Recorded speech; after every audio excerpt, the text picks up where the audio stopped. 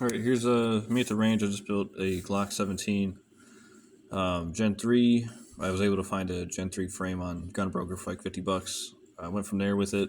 Aimsurplus slide and barrel. I ended up encountering a bunch of issues with the slide and barrel. At first, I did not know what was going on. Normally that's how this always goes. I don't know what's going on.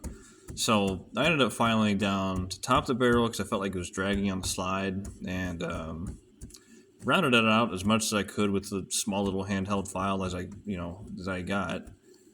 Really got nowhere with it. I mean, I took a fair amount of material off, but not enough to actually affect fitment. Hoping to reduce the drag that it had on the Aimsurplus slide. The Aimsurplus slide, it looks nice, but it's got the lightning cuts or whatever holes that they cut onto the slides themselves. You might see it a few times in this video. And it was still catching on the barrel, and it was a rainbow barrel because guns can be gay sometimes, specifically in this instance. And I took off probably half of what was showing on the top, so it was just half steel, half rainbow at that point. And then I decided, I'm gonna start filing the slide itself, and I started going at an angle at the cuts where it's catching.